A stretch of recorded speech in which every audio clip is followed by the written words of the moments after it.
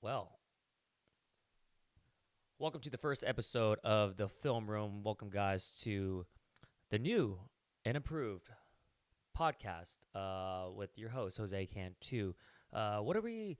What are we gonna be blowing dick on? Because I look, I am known at times to be very, very passionate about a film right when I see it. Right, or like if something like clicks for me, it's it's on, right? Like I'm texting everybody that I know that like, dude, I just saw the best thing in the fucking world, and you're not gonna tell me otherwise, right? And then, but usually I'll let it simmer down. I wait a couple days. I'll hear other people's opinions, and then I'll gather them up and be like, you know what, they point out a few things here and there that I did not see, but I tend to agree. And I did that with Marty Supreme. Now I was supposed to post on Wednesday, and I had two things. One, the batteries I was supposed to order didn't come till earlier yesterday, and then two, but I thought it was a good thing because I've done this for a few films. Like right when I see them, I'm like, it is the best thing I've seen in the last 10 years, right, or whatever. Um, when I got out of Marty Supreme, I did think that, wow, I think I've seen the best thing I've have seen in the last 10 years, and I had to really think about it. And I really think because the movies that I've seen in the past few years, last year I've mentioned that I think Honora and The Substance were almost equal to each other of my favorite films of last year. The year before that was Poor Things. I think Poor Things was the best film of that year for me. And then Everything Everywhere All at Once was a really emotional, impactful film that I saw too, with Leanne. That film. I will never forget about that film.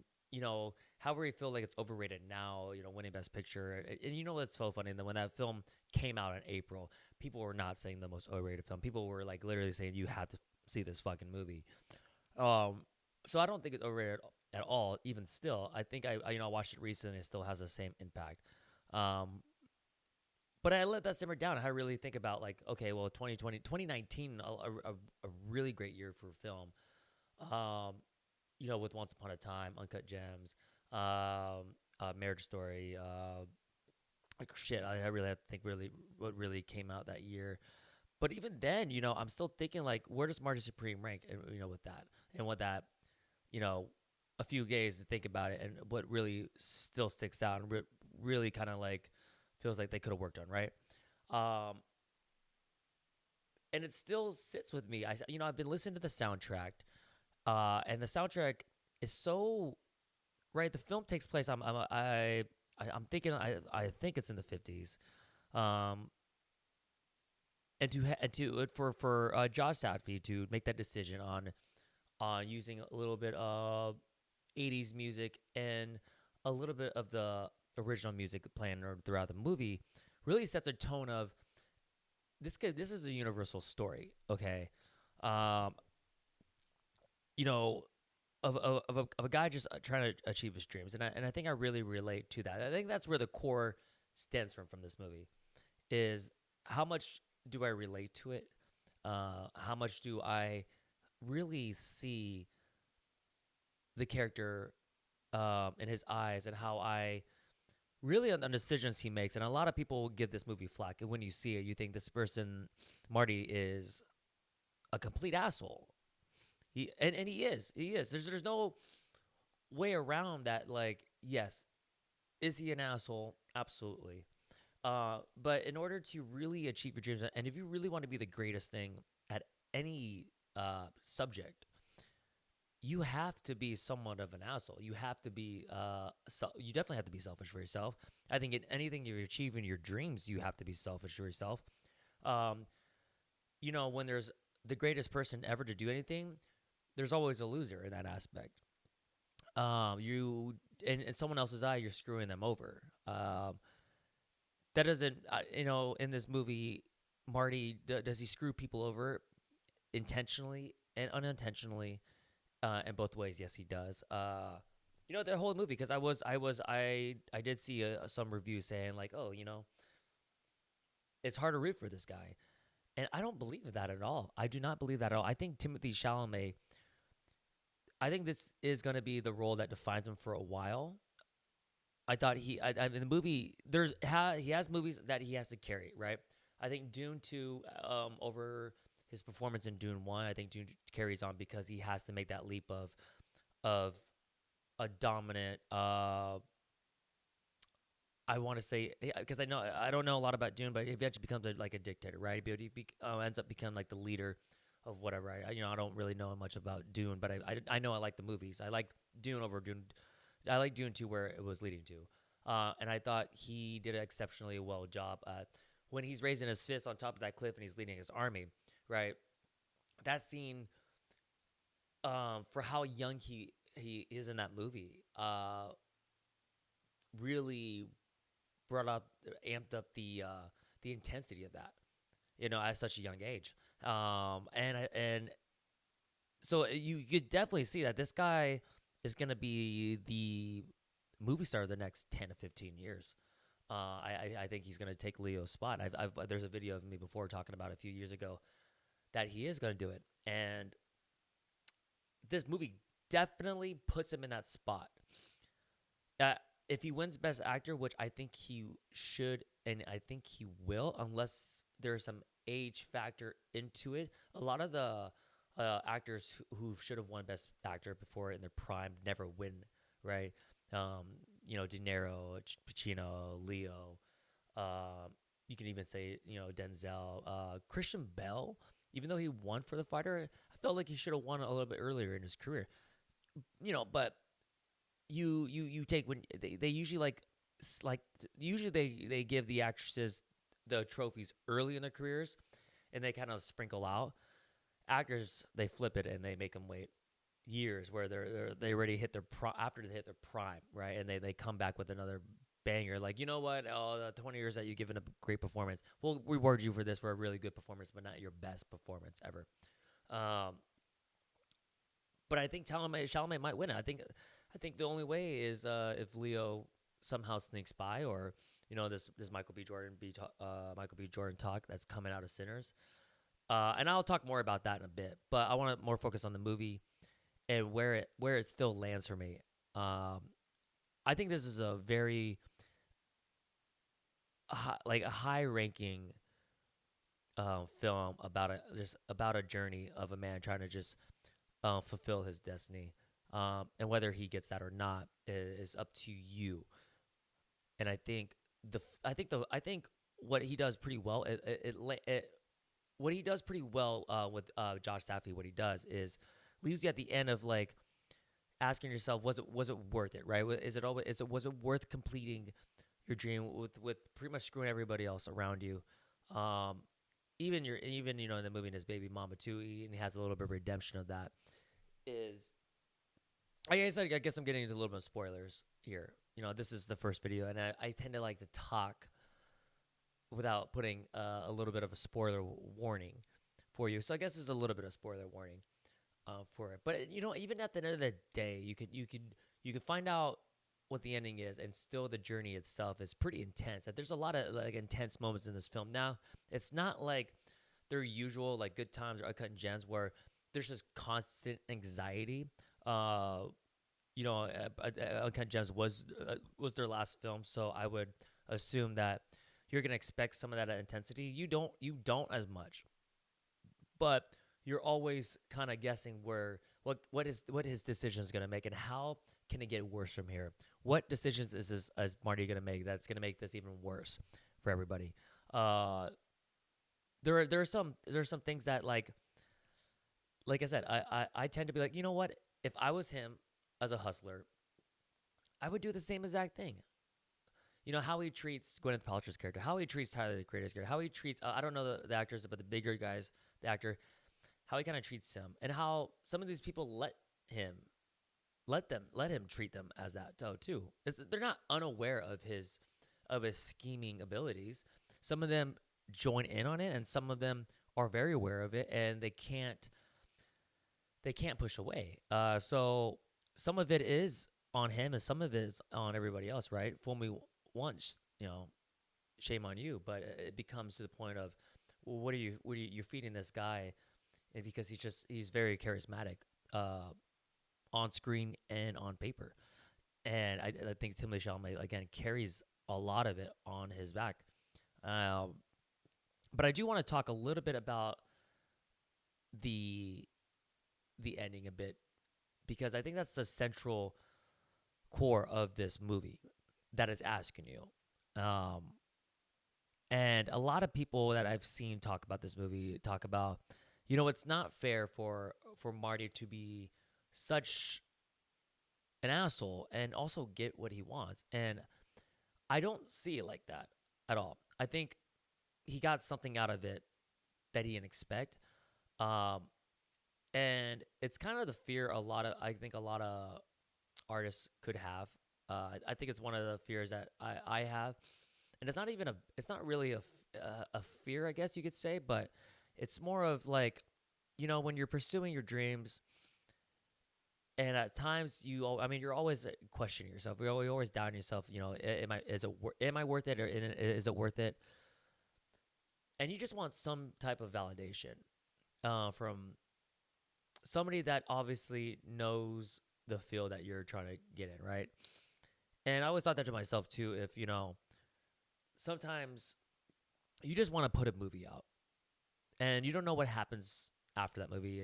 If it catches on and people enjoy, people don't like it. You put a lot of hard work in, but it takes one person, right? And so I'll give you an example. Like, if Martin Scorsese, like, nothing happens to the film that I'm working on right now, right? It goes out, and it does get some really good feedback, but nothing really necessarily comes out of it, or maybe some little things here and there come out of it, but nothing major.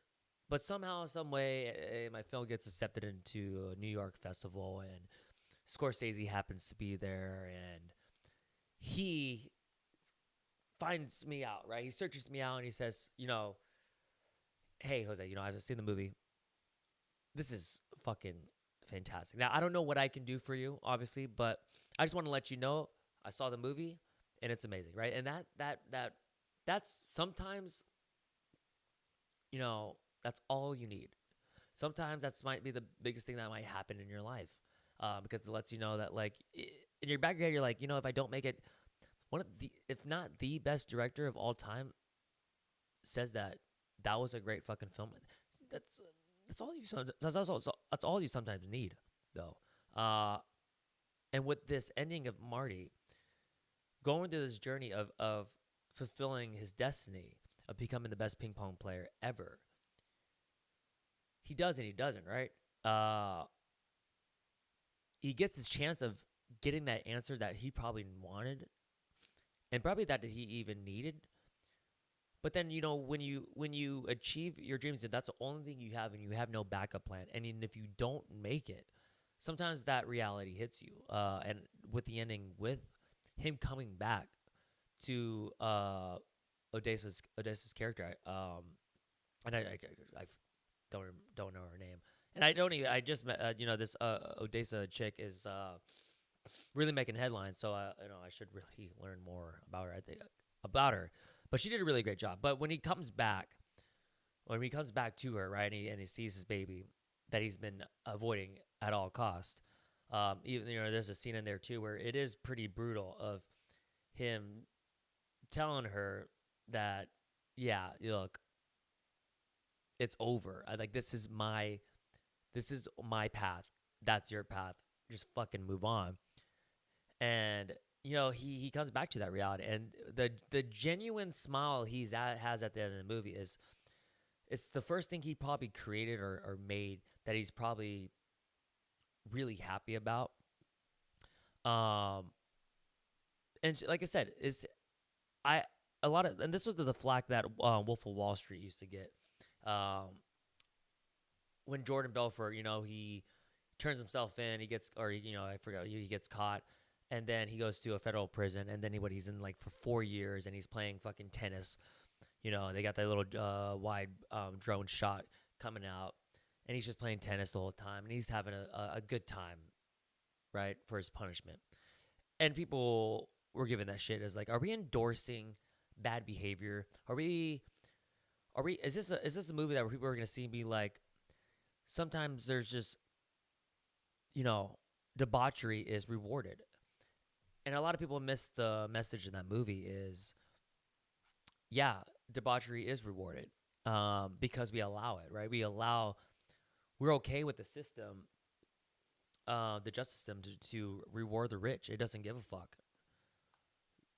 That's what's frustrating about Wolf of Wall Street is that, yeah, scumbags out there that have money can do whatever they want. They could get away with anything. And it's right in front of us, right? Because we wouldn't be able to make a fucking movie we didn't know the truth. So why did that movie get shit? Maybe because people only see the, like, I want to say, I just sort of like the thin layer of it, of of of accepting that, like, that's the reality. Okay, so with Marty, you only see, yeah, he gets to sit there and smile and watch his, look at his kid, and you know and beat the best ping pong player at the time, but he didn't get the champion, right? He won't even really get acknowledged. This will be what happens to him is more like people are gonna be talking about, like, remember that one time that kid beat you? We're talking about, the best ping pong player. He's got to have to remember that, but he's not gonna sit there and, he's not gonna be written in the history books. He's already burned that bridge. So, did he put on the greatest show that he will ever put probably in his life at 22 years old? Absolutely. Does that mean his dreams are completely crushed? Probably not, though, right? Like, if this were actually a true story, he might be given a second shot because, uh, it's entertainment and money talks. And I'm assuming, if you watch the movie, that there's a chance that maybe those people would be like, look, we could do an actual match with this now that we have some story behind it. But then again, like I said, he didn't exactly get what he wanted, but he got some type of fulfillment, and then a reality check of, like, dude, you have a baby. Dude, you have this chick right here that is also, she's kind of a little of a dirtbag in this movie too, but she loves him. So I really resonated a lot with Marty Supreme. Um, the acting in it, I think Josh Safdie does a really good casting element of getting people that play a little bit around with the characters that are exactly like that. Where Kevin O'Leary's in this, and Leanne did not know Kevin O'Leary was in it, so that was cool to, like, get her reaction because she likes Shark Tank. Uh, and a lot of people were saying, like, Kevin O'Leary was playing himself, which I agree, which I absolutely agree. And a lot of people think that's easy to play yourself, and it's not, because sometimes when you play yourself, you tend to overthink about playing yourself. He's playing an asshole in this movie, and everyone knows that he's probably an asshole in real life. So the connection, it should be pretty easy, right? But he can overdo it, especially for someone who doesn't act. He might act on, reality TV, playing a overhyped version of himself, but I guarantee you, in the meetings, he's somewhere in that middle ground. He has to play that in here, right? He has to play. You have to still. Some of the things that he does in this movie, again, are kind of justified, because the way his viewpoint of Marty is towards him. Tyler the Creator is also in this, and I thought Tyler almost came off like he was playing himself, but eventually I saw a little bit more depth with his character, and his character isn't in it that much, but still plays a pivotal role in this too. So there's a lot of great casting in this movie that inspires. When I look at casting, be like, you know, anybody could play this, but I'm gonna take something out of the ordinary, and then put it in there and make it flow very well. Where you're thinking that these guys are phenomenal.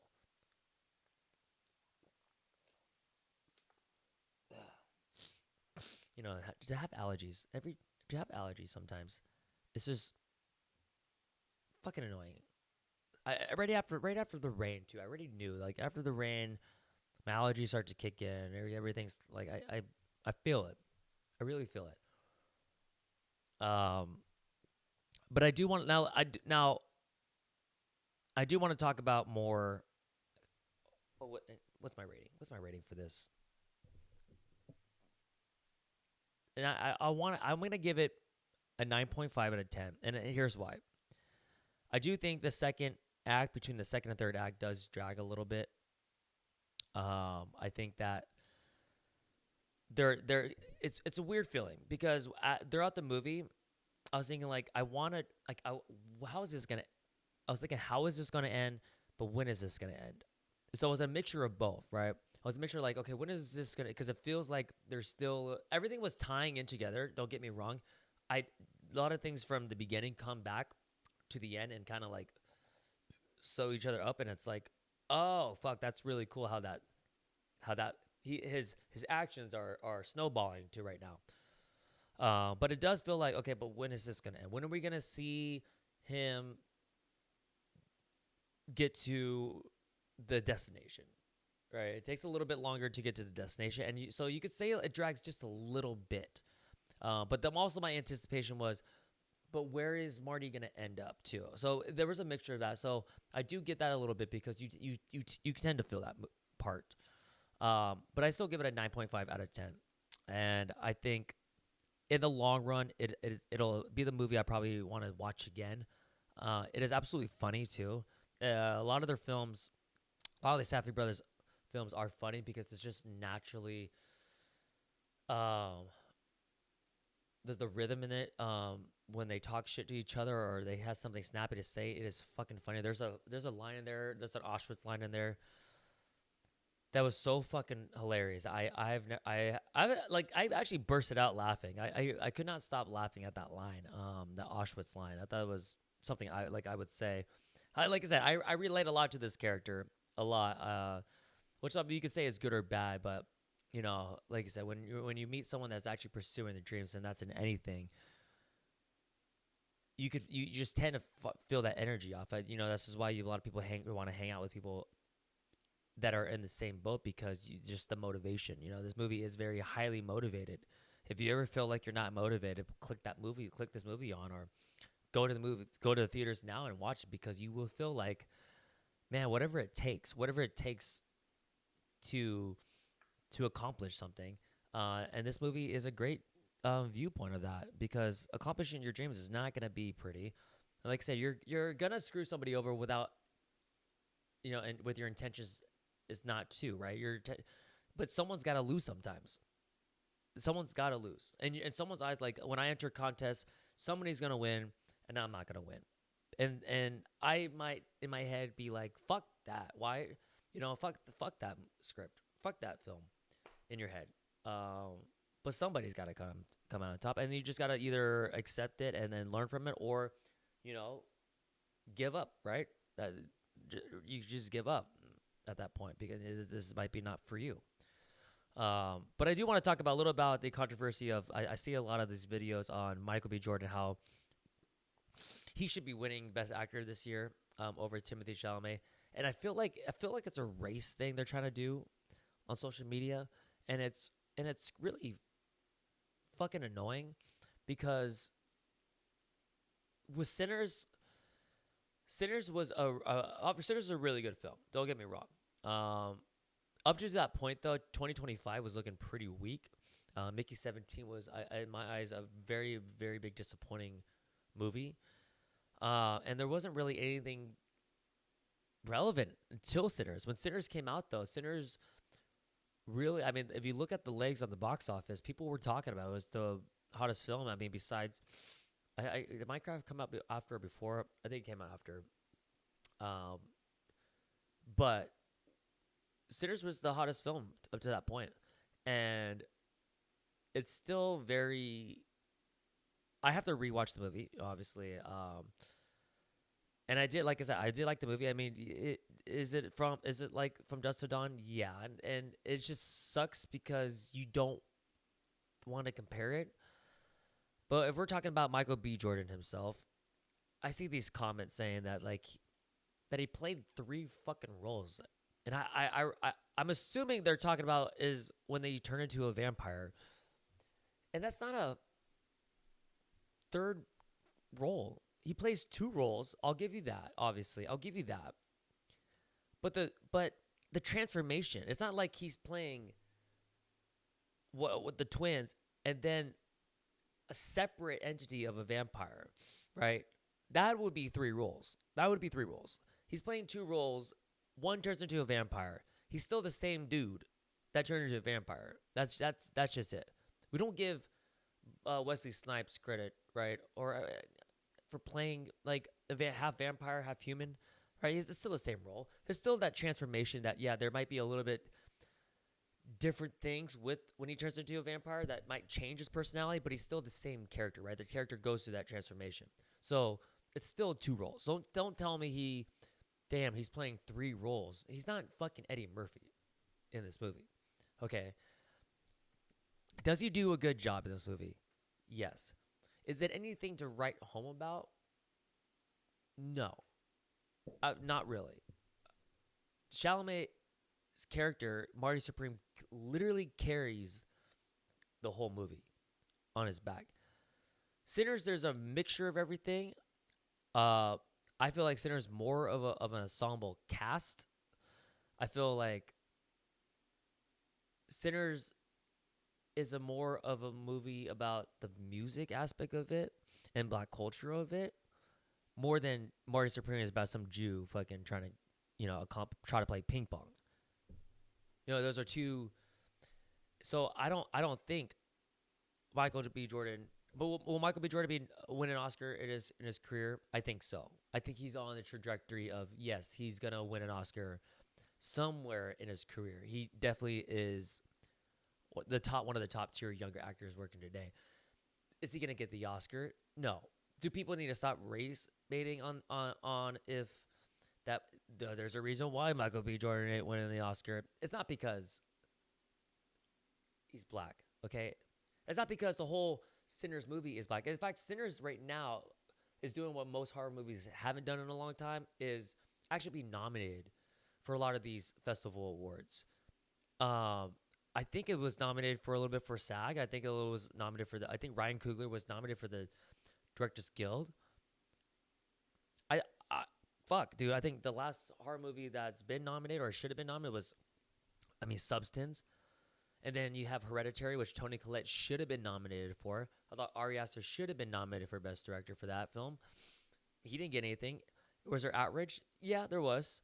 So the fact that like 5-6 years from now that we're talking about Sinners being nominated for Best Picture, that never really happened for horror movies. I think we should just enjoy that most now genre movies are getting nominated for Best Picture or Best Actor and Best Screenplay now. It used to be very rare. Before Get Out, it was Silence of the Lambs. Before Silence of the Lambs was The Exorcist. So we should be happy that the genre is getting more notification on. We really need to start paying attention to this genre because you could do so much with it, with the message you have, that it could carry on to mass audience.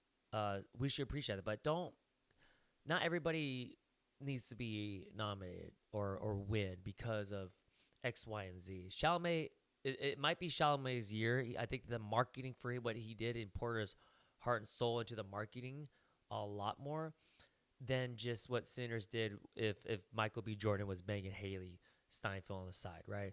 That was like the majority of the marketing was, is Michael B. Jordan banging Haley Steinfeld even though she's with Josh Allen? That's where like the drama was starting to stir up and you wanted to see it on screen. It's great marketing. It's a great publicity stunt. But if it's not Michael B. Jordan, it will probably be Leo then in second.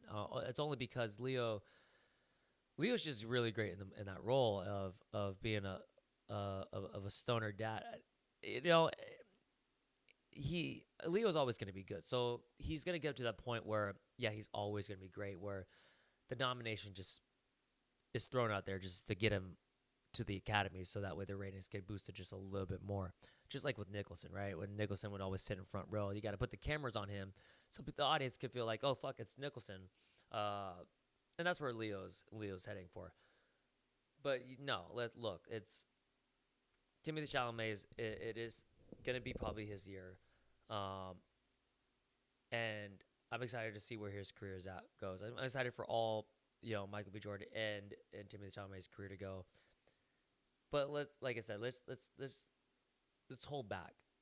All right, because every year someone does get nominated, it's always either like if a female director doesn't get nominated, it's sexist. If there's no minority actor nominated for the best actress this year, it's the academies are racist again. How many years do we have to keep doing this to just be like, dude, you've changed the rules so fucking much now to get nominated, where the main focus it should be on why do you like are we here to make great movies, or are we here to get an award? I think once you break in the industry, I think, yeah, I mean, it's always good to be acknowledged, right? But just being able to work, and the best thing you could get is the budget you want, the freedom you want, the cast that if you can make a movie with the perfect cast that you can want, the budget that you need, all the tools you have, a great marketing, and the movie comes out and people love it, that beats way more than just getting a nominated film or an Oscar. I would rather have that any day, because you keep working and building on your legacy, and the rewards will come. But even then, you would rather have people talk about your film um, than just most people don't even remember about the Oscar winner. So who fucking cares at that point? But yeah, that's just my rant on that side though. But yeah, so this is the first episode. It's kind of a work in progress right now, because I've had a podcast in a while, and just talking to myself for what 25 fucking minutes or so, especially about one film. But I think but seeing a film every week now is gonna be a different challenge for me. I'm trying to see Primate and No Other Choice. So No Other Choice I'm really excited about. I don't think a lot of people know enough about it yet.